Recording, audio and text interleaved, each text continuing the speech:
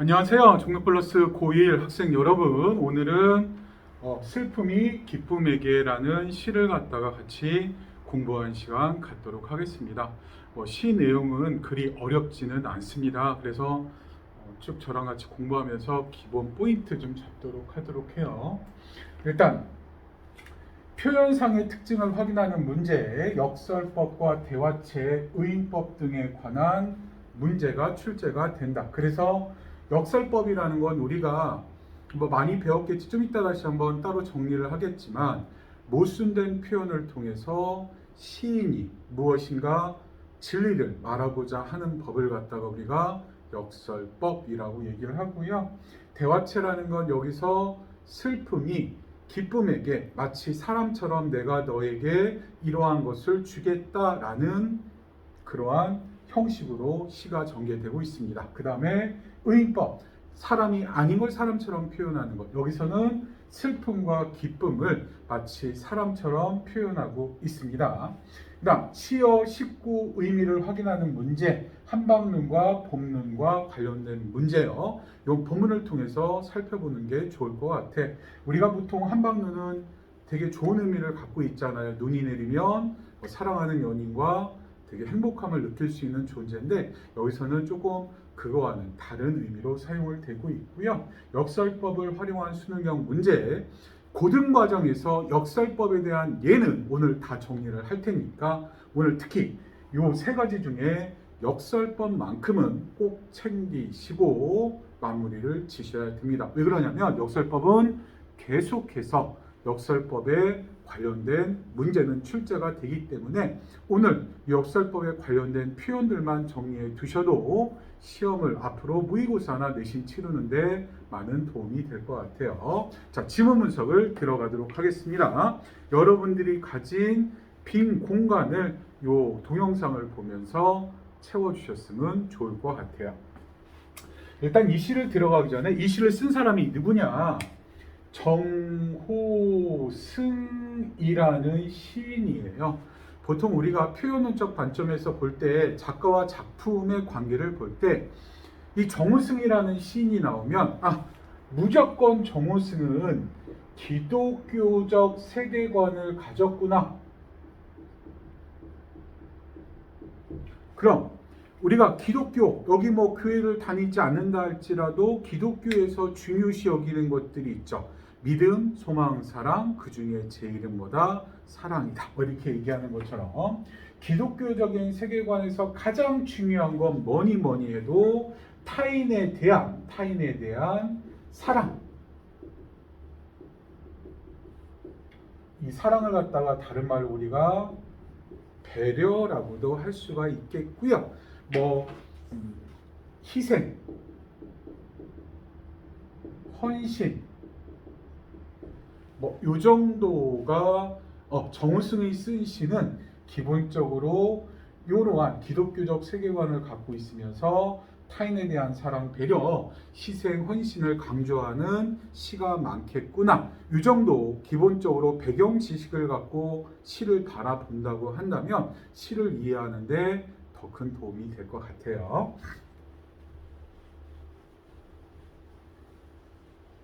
자, 본문 들어가도록 하겠습니다.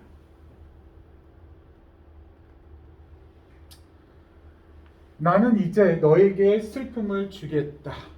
일단 아까도 얘기했지만 이 시에서는 의인법을 사용하고 있어요. 여기서 나는 누굴 얘기하냐? 슬픔을 얘기하고 너를 누굴 얘기하냐? 기쁨을 얘기하는 것. 즉 다시 얘기하면 슬픔이 기쁨에게 슬픔을 주겠다. 이렇게 얘기를 하는 거거든요. 보통 시에서 이거는 수학 공식과도 같은 거야. 중위에 나나 내나 우리 등과 같은 표현이 있으면 시적 화자가 겉으로 드러남.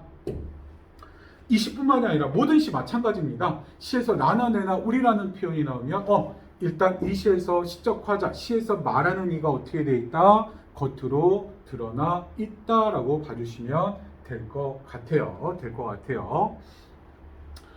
나는, 여기서 나는 누굴 얘기하냐? 슬픔을 얘기하냐? 슬픔이 기쁨에게 무언가를 주고 싶은 거야. 그런데 보통 우리가 생각하는 슬픔은 우울하고 부정적인 요소라고 생각을 하잖아요. 우리는 기쁘기를 원하고 행복하기를 원하잖아. 근데 이 시는 조금 우리가 생각하는 상식과는 뒤집어진 상고를 갖고 있어요. 왜 그러냐면 그런 거지. 슬퍼본 사람만이, 눈물 젖은 빵을 먹어본 사람만이 다른 사람이 슬퍼할 때 그 슬픔에 대해서 공감하고 그 슬픔을 이해하고 슬픔을 나눌 줄 알지, 처음부터 매일 행복했던 사람, 슬픔을 한 번도 겪어보지 못한 사람은 저 사람이 왜 저것 때문에 슬퍼하지 공감할 줄을 모르거든요. 그래서 여기에서는 슬픔이 오히려 긍정적인 의미로 사용을 하고 있고,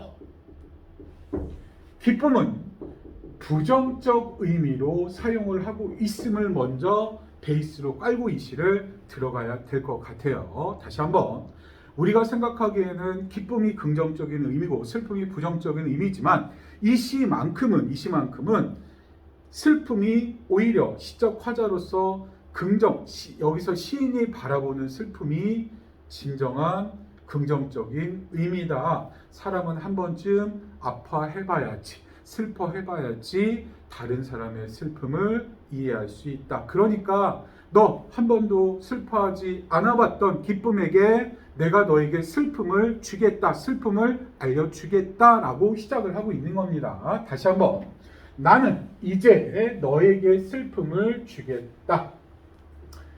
나는 슬픔을 얘기합니다. 이 자체가 뭐다? 의인법이 일단 사용됐어요.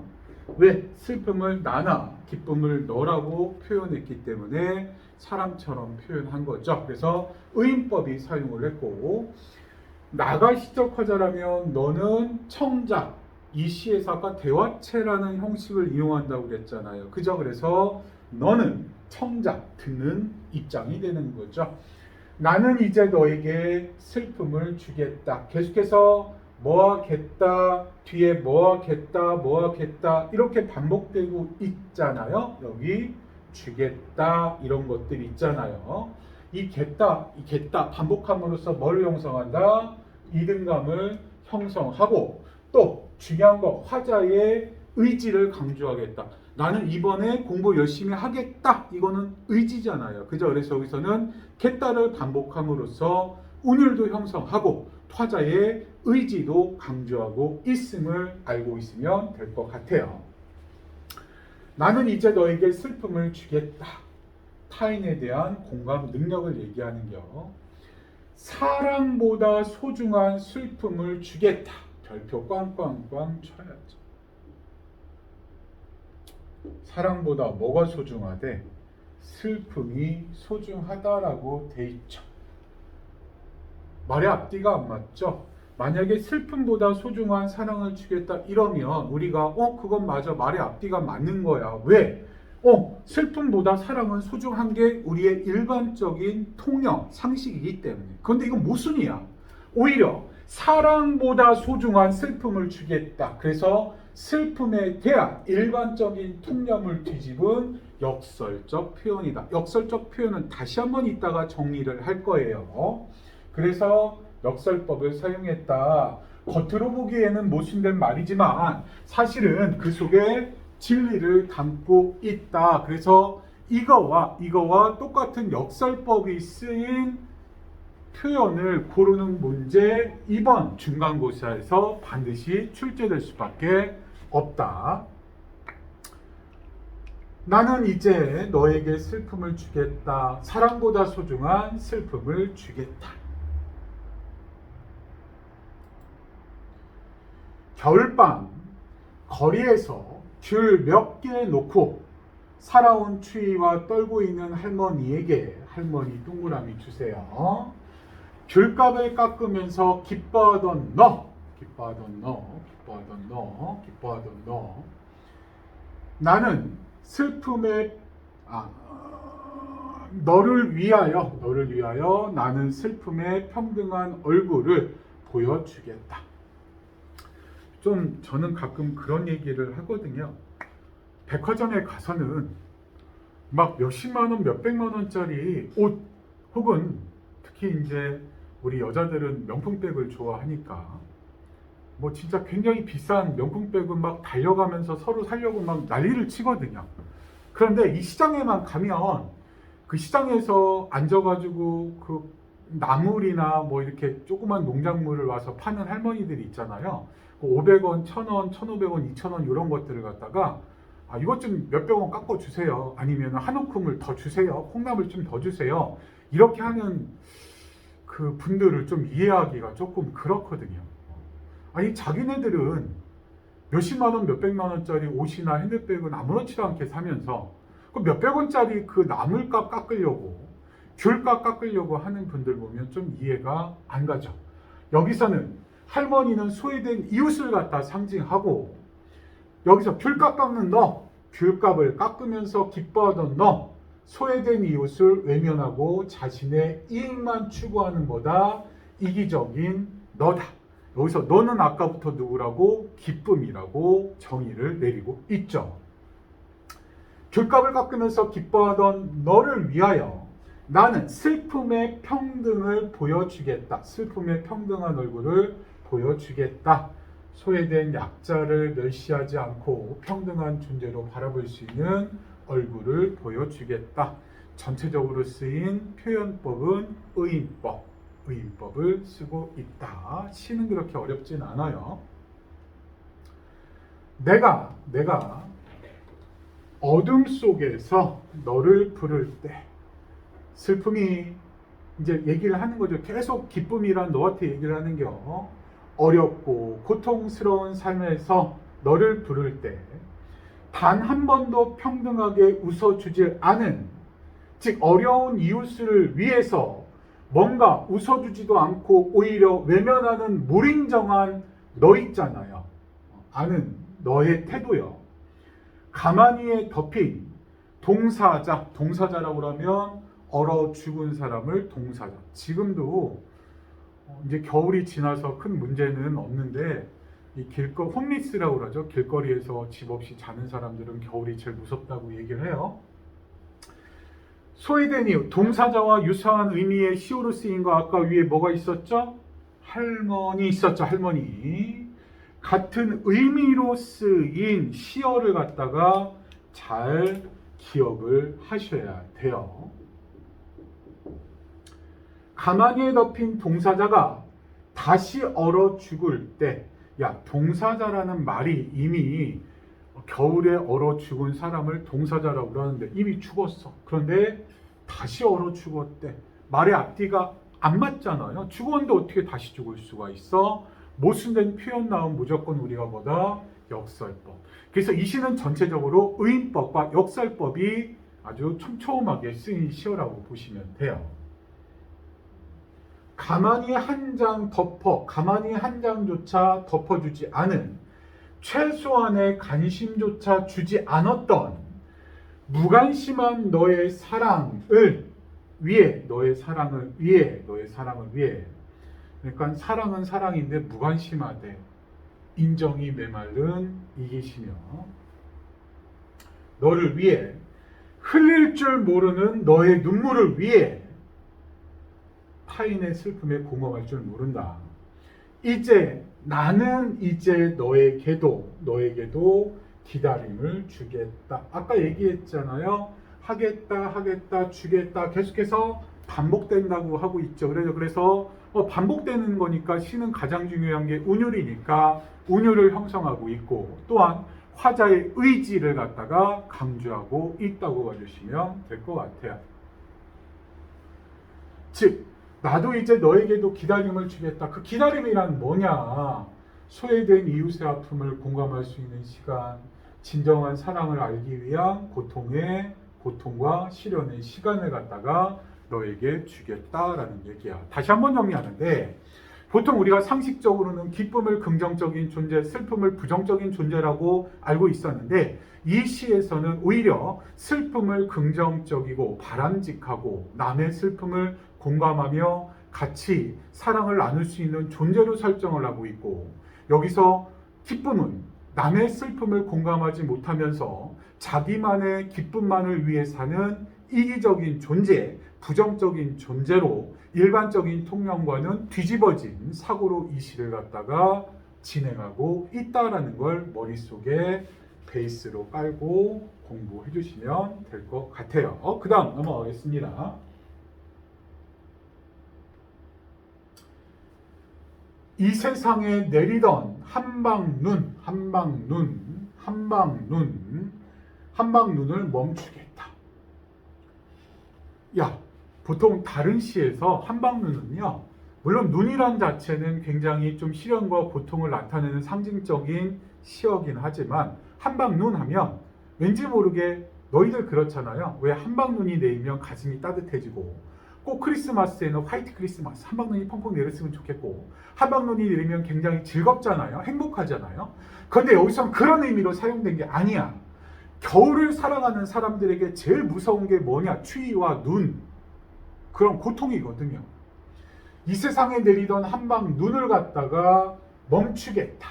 즉 약자에게는 고통이고 강자에게는 기쁨을 주는 존재, 이 한방눈을 갖다가 뭐하겠다? 멈추겠다. 뭐와 대비를 이룬다? 봄눈과 대비를 이룬다. 봄눈. 대비를 이룬다라는 건 서로 대비되는 시어를 사용하고 있다고 보시면 될 것 같고요. 대조법이 사용됐구나. 대립적인 시어. 한방눈과 대조되는 봄눈이라는 시어를 사용하고 있죠. 물론 기본적으로 슬픔의 대조적인 시어 뭐 있어? 기쁨 있잖아요. 다시 한번 정리할게요. 그럼 이 시는 전체적으로 의인법, 그 다음에 역설법, 그 다음에 대조적인 시어를 사용한 대조법까지도 사용을 했네요. 그러한 한방눈을 갖다가 멈추겠다. 보리밭에 내리던 봄눈들을 데리고, 봄눈이라는 건 뭐냐? 말 그대로 보리가 얼지 않도록 온도를 유지해주는 역할을 한다. 눈이라는 건요, 한방눈이 내리려면 굉장히 추워야 되거든. 근데 여기서는 봄눈이잖아요. 같은 눈인데요. 봄눈은 말 그대로 이제 봄이 돼서 내리는 눈이거든. 봄눈은 여기서 뭐냐? 약자를 감싸는 존재. 보리가 얼지 않도록 오히려 쉽게 얘기하면 파카 같은 이제 보온제 역할을 하는 봄눈이죠. 그러한 봄눈들을 데리고서 추위 떠는 사람들의 슬픔에게 다녀와서 눈 그친 눈길을 너와 함께 걷겠다. 여기서는 무조건 슬픔이 기쁨을 갖다가 안 좋게 얘기하는 걸로 끝나는 게 아닙니다. 이제는 우리 함께, 너와 함께 뭐하자? 우리 걷자라는 거죠. 걷자. 화학과 조화의 의지를 갖다가 표현하고 있다. 슬픔의 힘에 대한 이야기를 하며 기다림의 슬픔까지 걸어가겠다. 슬픔의 힘, 즉 슬픔을 겪는 가운데에 정말 슬픔을 겪다 보면은요, 정말 힘든 슬픔을 겪다 보면 내가 지금 누리고 있는 기쁨이 얼마나 소중한 기쁨이고 내가 지금 누리고 있는 것들이 얼마나 대단한 것임을 깨닫게 되거든요. 그래서 여기에서 보면 그래, 슬픔의 힘, 사회적 약자를 포용하는 힘입니다. 그래서 기다림의 슬픔, 기쁨이 슬픔의 진정성을 이해할 때까지, 소외된 이웃의 슬픔이 극복될 때까지 같이 걸어가겠다라고 얘기를 하는 거죠. 결국에는 야, 기쁨 너 있잖아. 이제는 너도 너 혼자만 행복하고 기뻐할 게 아니라 동사자, 할머니 같은 사회적 약자, 소외된 사람들과 같이 기쁨도 좀 나누고 그 슬픔을 공유하고 그 사람들을 배려하고 그 사람들을 진정으로 사랑해 줄 수 있는 사람이 되었으면 좋겠다. 그러한 존재가 되었으면 좋겠다라는 걸 역설법을 통해서 계속해서 얘기해 주고 있다고 보시면 될 것 같아요. 그와 연결된 학습활동 지문도 같이 한번 보겠습니다. 인간은 다양한 활동을 통해 생각이나 감정을 표현한다. 그 가운데 예술은 표현 욕구가 반영된 주요한 활동이다.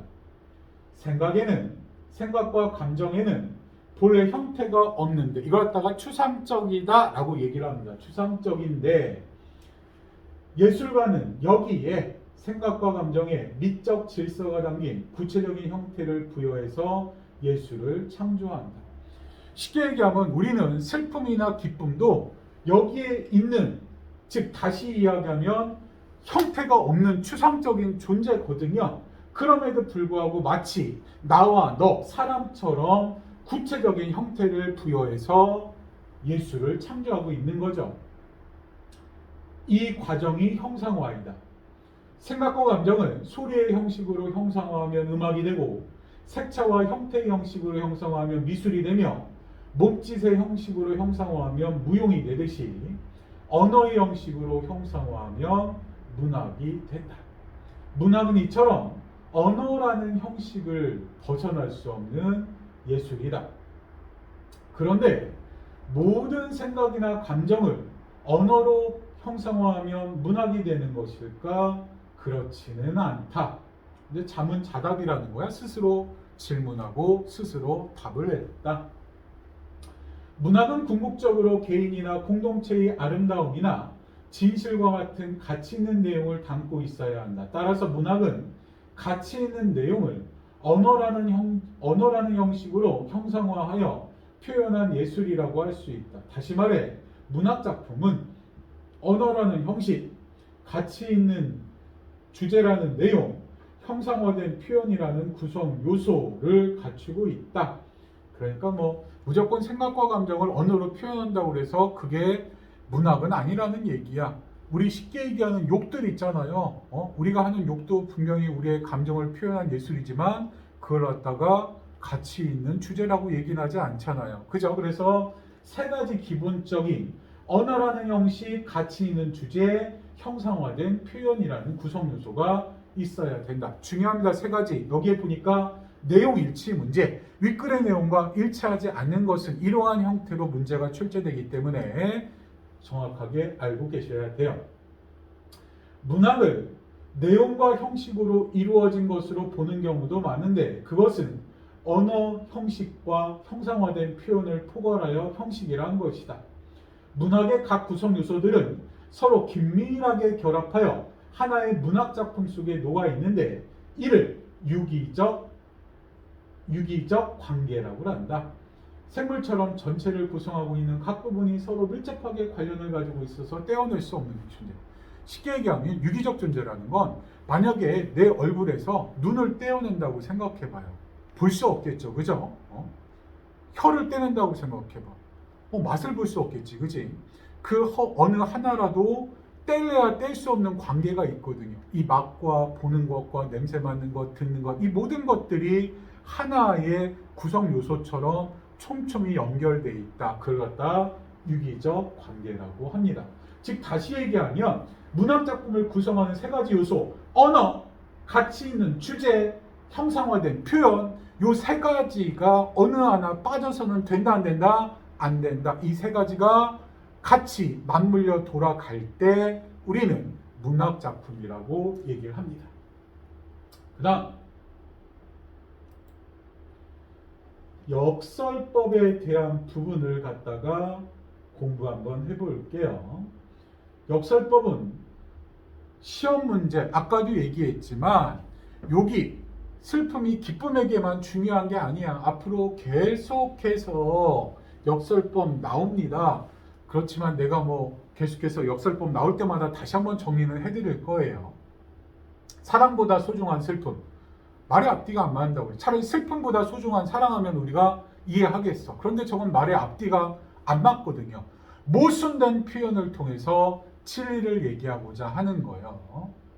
나는 아직 기다리고 있을 테요. 찬란한 슬픔의 봄을. 야, 슬퍼 뒤지겠다고 하는데 그 앞에 어떻다고 얘기하고 있어? 찬란하다라고 얘기하고 있죠.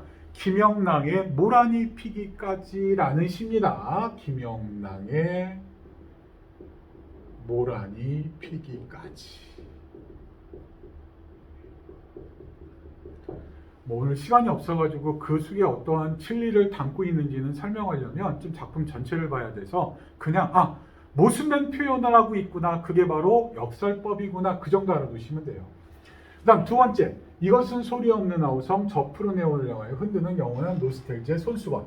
얘는요, 유치원의 깃발이란 시거든요. 유치원의 깃발. 깃발을 갖다가 이것은, 깃발은 소리 없는 아우성이라고 표현하고 있거든. 야, 아우성이란 자체가 시끄러워 죽겠어. 그런데 앞에는 뭐라고 표현하고 있어? 소리가 없다라고 표현하고 있거든. 말의 앞뒤가 안 맞아. 역설법.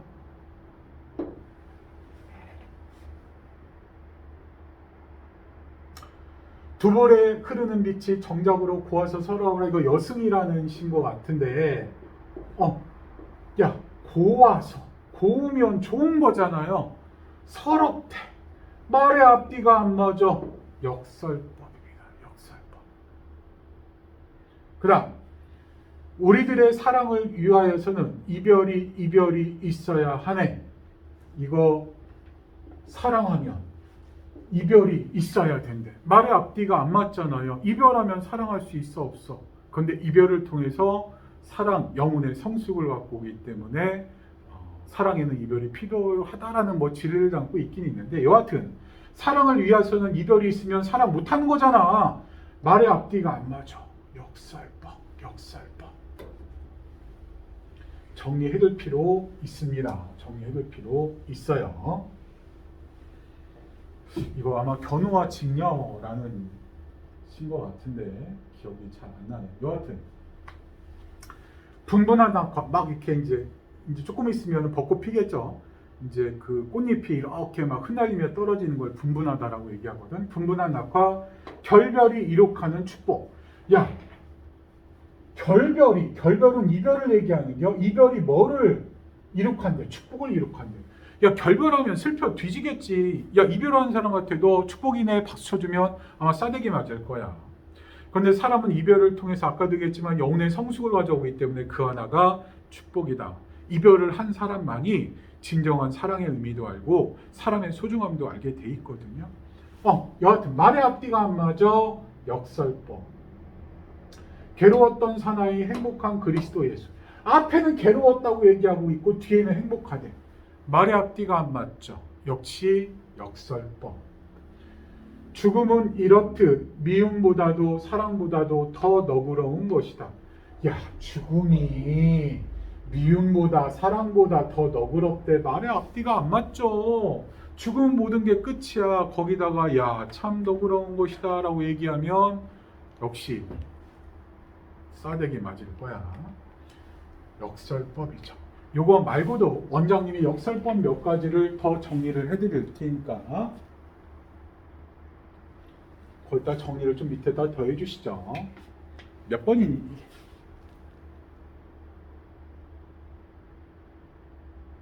8번.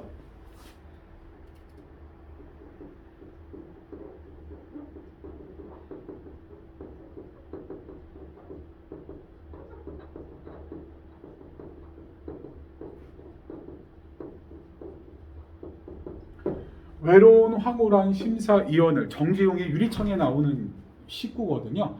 야, 외롭다고 얘기하고 있고 뒤에는 뭐대? 황홀하다고 얘기하고 있죠. 말의 앞뒤가 안 맞죠.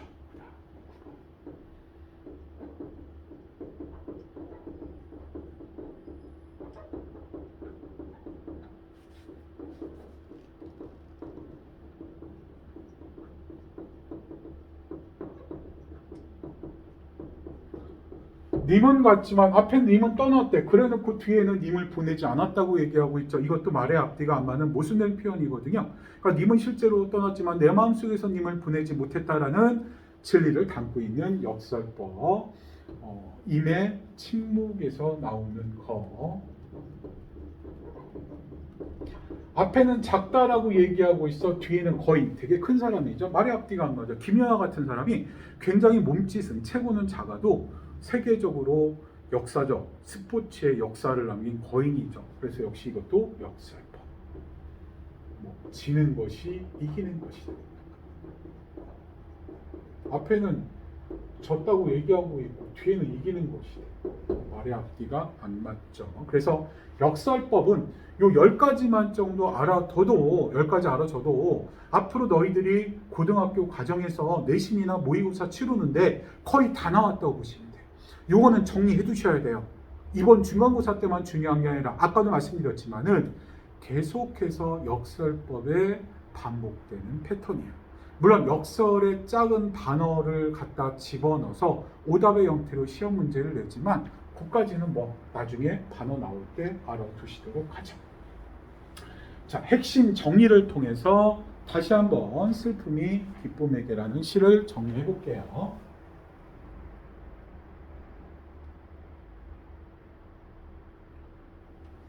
제재, 개관형, 갈래, 자유시, 서정시. 성격, 성찰적이라는 건 반성한다.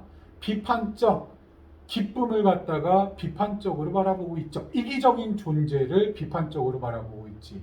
의지적, 아까 계속 겠다, 주겠다 얘기하고 있죠. 박애적, 박자가 넓을 박자고요. 애자가 사랑의 자, 넓게 사랑한다는 거야. 모든 사회에서 소외받고 약자인 사람들을 사랑하겠다라는 얘기입니다. 제재, 슬픔, 타인의 고통에 무관심한 이기적인 삶이요. 주제, 이기적인 삶에 대한 반성과 소외된 이웃에 대한 사랑과 관심을 촉구하고 있다. 특징, 슬픔을 화자로 하여 기쁨의 행동을 질책하는 방식을 통해 주제를 표현하고 있고, 두 번째 특징이 중요해. 두 번째 특징의 별표, 빵빵빵.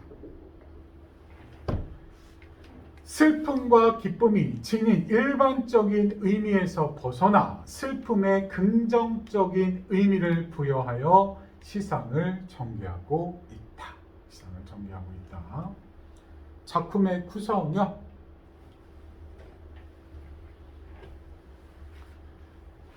크게 세 부분으로 나누어진다. 위 시에 대한 설명으로 알맞지 않은 것, 이것도 시험 문제 많이 나오거든요. 크게 세 부분으로 1행에서 6행, 이기적인 너에게 전하는 슬픔의 평등함.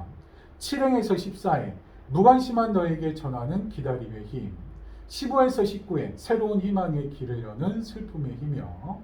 그 다음, 기쁨과 슬픔의 의미요. 기쁨, 나이죠. 시적 화자가 겉으로 드러나 있다라고 그랬고, 시적 화자입니다. 이타적 존재. 이 타자가 난타자거든요. 남을 먼저 생각하고 남을 먼저 이해하려는 태도를 갖다가 이타적이라고 그래요. 반대말은 이기적. 나만 생각하는 사람은 이기적이라고 하죠. 그래서 기쁨은 이타적 존재다. 소외된 이웃과 더불어 살아가고자 하는 따뜻한 마음을 지닌다. 슬픔, 넙니다. 청자, 이기적인 존재. 사회적 약자에게 무관심하고 자신의 이익만을 생각한다. 운율 형성 방법, 사음보를 반복하고 있다. 사음보를 반복하는 거 어떻게 하나 볼까요?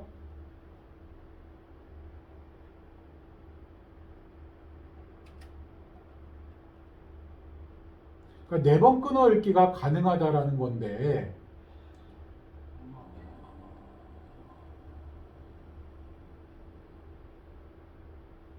나는 이제 너에게도 슬픔을 주겠다. 나는 이제 너에게도 슬픔을 주겠다. 나는 이제 너에게도 슬픔을 주겠다. 오음분데? 그 다음에 겨울밤 거리에서 귤 몇 개 놓고 살아온 추위와 떨고 있는 할머니에게 살아온 추위와 떨고 있는 할머니에게 귤값을 깎으면서 기뻐하던 너. 이렇게 대체적으로 4번 끊어 읽기가 가능하다라고 시의 운율을 형성하고 있다고 보시면 될 것 같아. 정확하게 사음부로는 떨어지진 않아요. 내가 봐도 이거 갖다 시험 문제 나오진 않을 것 같은데 그냥 대체적으로 4번 끊어 읽기가 가능하다 정도만 알고 있으면 될 것 같아.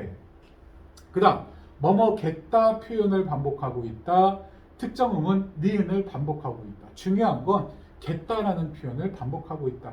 이 시는 운율이 강요되는 시가 아닙니다. 주제가 강요되는 시, 특히 표현 방법, 역설법이나 의인법, 대조법 이것들이 강조되는 시기 때문에 운율에 대한 문제는 그냥 겠다라는 표현을 반복하고 있다. 이 정도만 정리해 두셔도 문제 푸는 데는 지장이 없을 것 같아. 8번 슬픔과 기쁨에 대한 일반적 인식과 작가의 인식이요. 아까도 얘기했습니다. 일반적 인식은 슬픔은 회피해야 할, 피해야 할 부정적인 감정이고 기쁨은 추구해야 할 긍정적인 감정이다. 작가의 인식은 정호승의 작가는 다르게 파악하고 있죠.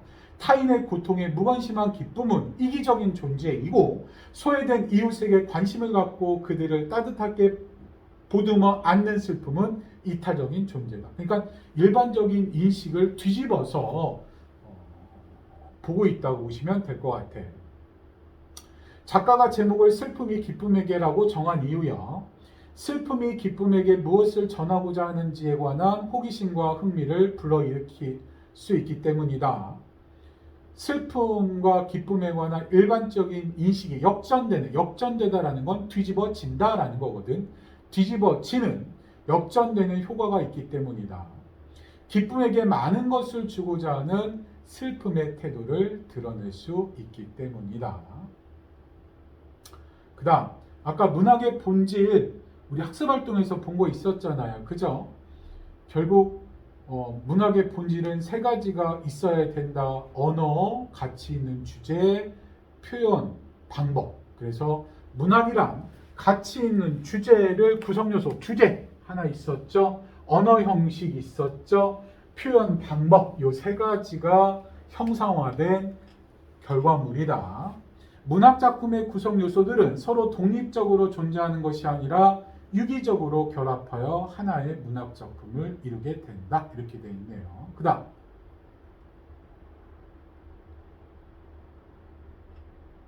청자를 대하는 화자의 태도요. 아까 이렇게 내려왔어야 되는데 거꾸로 내려왔네. 괜찮습니다. 청자는 아까 누구라고 그랬어? 슬픔이라고 그랬죠. 너라고 그랬죠. 그죠? 너에게 슬픔과 기다림에 대해 가르쳐 주고자 함. 너와 함께 더불어 사는 평등한 사회를 만들어 가고자 함. 반성과 깨달음을 촉구하고 있다. 시어의 상징적 의미요. 할머니 동사자 같은 의미로 사용됐다고 보시면 돼. 주변의 관심을 받지 못하는 소외된 이웃이요. 가만히 앉아 이웃에 대한 최소한의 관심이요. 한방눈 약자에게는 고통, 강자에게는 기쁨을 주는 존재. 한방눈 의미 정리해 두셔야 돼요. 봄눈 서로 대조적인 의미를 갖고 있어. 한방눈은 기쁨이라고 하면 봄눈은 슬픔 같은 의미를 지닌 시어라고 봐주셔도 돼요. 한방눈 약자에게는 고통, 강자에게는 기쁨을 주는 존재다. 봄눈 가난하고 소외된 약자를 감싸는 존재다. 좋습니다. 그 다음 표현상의 특징. 요거 중요하네. 요거는 별표를 빵빵빵빵빵빵빵 쳐주셔요. 중요합니다. 시험 문제 나와요. 시어의 대비. 슬픔과 기쁨이라는 대립적인 시어를 통해 화자가 바라는 세상의 모습과 바람직한 삶의 태도를 효과적으로 형상화한 대조법이라고 해도 상관없습니다. 대상의 의의나 의인법이죠. 의인법. 슬픔과 기쁨이라는 추상적 개념에 인격적 사람의 특성을 부여하고 슬픔이 기쁨에게 말을 건네는 형식으로 시상을 전개한다. 역설적 표현, 역설법. 슬픔과 기쁨의 일상적 의미와는 다른 새로운 의미를 부여하여 주제의식을 강화하고 있다. 뭐뭐겠다의 반복, 반복법. 두 가지 있어. 의지를 드러낸다, 이등감을 형성한다. 포인트 잡아두실 필요가 있겠죠. 그래서 이 시에 쓰인 표현상의 특징 대조법, 의인법, 역설법, 반복법 등이 사용이 됐다 정도 알아두시면 될 것 같아요. 그 다음 순서대로 안 돼서 죄송해요. 시의 특징. 시적 화자가 등장하여 대상에 대한 인식과 정서를 드러낸다. 운율을 가진 언어를 활용하여 음악성을 형성한다. 지금 이게 시니까요. 비유와 상징 등 다양한 표현 방식을 활용한다. 감각적으로 형상화한 심상을 활용하여 정서와 분위기를 환기한다. 지금 이게 서정관례거든요. 서정관례는 개인의 감정을 나타내는 시라고 봐주시면 돼요. 시. 개념. 인간의 감정과 생각을 운율이 있는 압축된 언어로 노래하고 있는 문학 양식. 그럼 서정관례에는 뭐가 있냐? 고대가요, 향가, 고려소교, 시조, 민요, 한시. 다 우리 이거 배울 거야. 우리 방학 동안에도 이거 배웠더랬죠, 그죠? 다 한 번쯤 배웠던 건데 다시 한번 1학년 때 배울 겁니다. 밑에 것들은 다 있죠. 이래서 정우승의 슬픔이 기쁨에게라는 시를 배웠습니다. 40분 동안 정리하기에는 떠들어 줄 건 다 떠들어 준 것 같아. 시험 대비하면서 자기가 좀 모르겠다, 자기가 좀 이 부분은 기억이 안 난다라는 부분은 다시 계속해서 반복해서 복습하는 길밖에 없습니다. 공부 잘하는 방법은 딱 두 가지가 있어요. 효율적으로 공부한다. 효율적이라는 건 공부를 갖다가 투입한 시간 대비 결과물이 좋아야 되는 거죠. 이거는 좀 IQ가 좀 높은 친구들, 공부를 많이 해본 친구들은 효율적으로 공부할 수 있어. 또 한 가지 방법은 양입니다. 양. 절대적인 시간을 늘리는 것밖에 없어. 그런데 내가 보기로는 우리 공부하는 친구들 거의 상위 1% 빼놓고는 다 효율적으로 공부하는 방법 다 그만합니다. 그럼 결국 공부 잘하는 방법은 뭐냐? 절대적인 시간의 양을 투입하는 수밖에 없어. 내가 쟤보다 공부 잘하려고 하면 제가 1시간 공부했으면 난 2시간을 해야 되고요. 제가 2시간 했으면 난 3시간 해야 된다고. 그게 공부 잘하는 방법입니다. 공부 잘하는 서울대 간 사람들이 혹은 스카이를 간 사람, 카이스트를 간 사람, 나 나와서 공부 잘하는 법을 떠들어. 그런 사람들 말 들을 거 없다니까. 공부 잘하는 방법이요. 무식하게 공부하는 방법밖에 없어요. 시간을 늘리셔요. 복습 한 번 했던 거 2번 하시고 3번 하시고 4번 하시기 바랍니다. 네, 오늘 슬픔이 기쁨에게는 여기까지 정리를 하겠습니다.